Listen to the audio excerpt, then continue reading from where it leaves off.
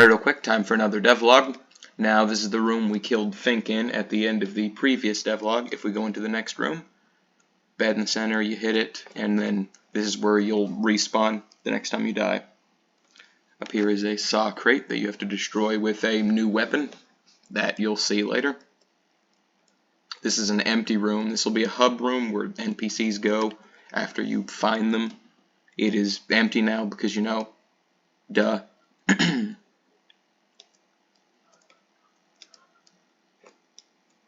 Alright, now I've nerfed basically every enemy.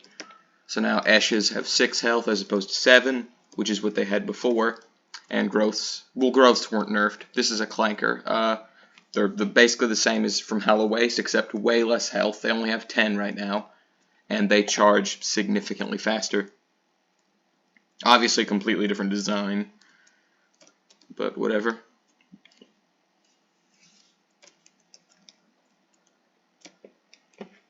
And up here we have another new enemy type, the Freak. They leave behind these blood trails. They have 7 health. And yes, the blood trails do damage you. Once you kill them, you have to wait for them to disappear. And once you go up here, there's just a growth in this part right here. I don't really have a lot to say about the level design itself. It's rather generic, but whatever. It is what it is.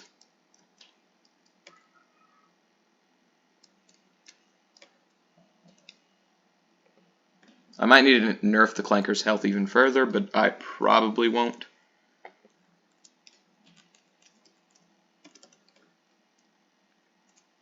Fun fact, in the original Waste, these freak enemies were called the Rejects.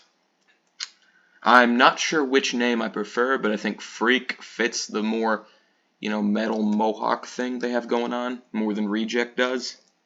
So yeah, in the original it was even more obvious that it was a mohawk, but whatever.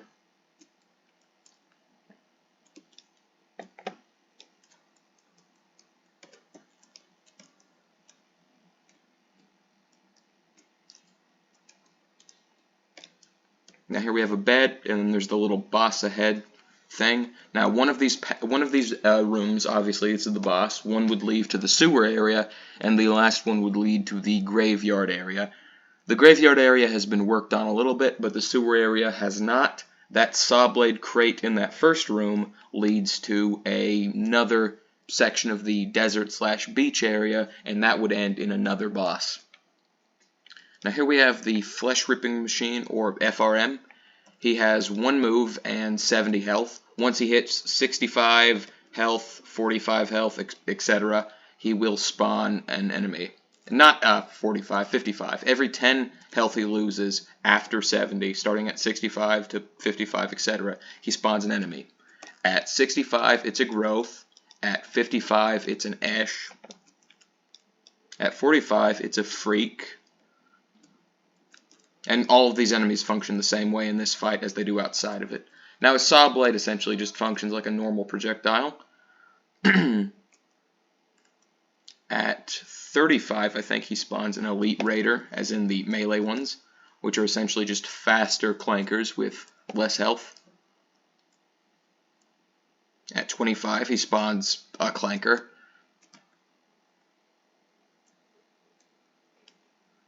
And then once he hits 15 health, he will spawn an Elite Ranged Raider, which these are essentially Esh with more health, and they shoot 3 projectiles, 2 of which move in a random arc. Or random angle, I guess, not an arc, because, you know, they move in a straight line. The Elite Raider, the melee one, has 7 health, and the ranged one has 12, I believe. And once you beat the FRM, again, none of these guys have death animations, he drops the Saw Blade Launcher, which is essentially a slower version of the standard revolver, but it does 3 times the damage. I don't think it's 3 times as slow. I forgot what the speed is, but whatever. And now some of the growths have been replaced with Elite Raiders, melee Elite Raiders specifically. So yeah. Some of the growth on your way back to that saw blade crate at the start have been replaced with the melee Elite Raiders, and some of them have been replaced, and some of the Esh have been replaced with ranged Elite Raiders. Now I just want to show off this special thing the saw blade does. If it kills an enemy, the saw blade keeps going. If it doesn't kill the enemy, it immediately stops. So it has piercing if that's the shot that kills the enemy, but if the enemy survives, the saw blade gets deleted. It's not that advantageous, but it is a thing that exists, so I'm pointing it out. It's not really even that big of an advantage, but it exists, and it is a thing. It does differently than standard bullets, so it's worth mentioning, I guess. I still prefer the standard revolver because, I don't know, actually. I guess because if you miss with the standard revolver, it's not that much longer until you get another shot off. Even though technically the damage output is better on the saw. Saw blade, does, like I said, does 3 damage, which is enough to kill a growth in 1 hit. But it's just almost always preferable to just use the revolver. I'm going to have to give the saw blade some special properties against certain enemies to make it worthwhile. And yeah, here's a ranged raider outside of the FRM fight. Now, I haven't given FRM a boss intro. That's a thing that Fink has. I'll show that off in the next devlog, probably. Or I might show it off in this one, why not? The Fink fight has been edited a bit, very slightly, but so it's not really worth mentioning.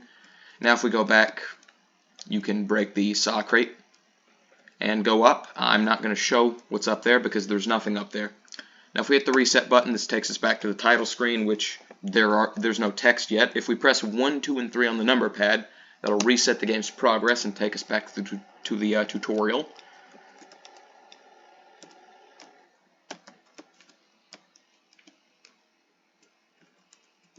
And I'm just going to show off some of the changes I've made here. Obviously, it's easier now because the Ash have been nerfed. Now, we have a saw blade crate here, so if you go back with the saw blade launcher, there's a secret room up there that leads to some optional stuff. Haven't decided what's going to be up there, but I'm going to add something there.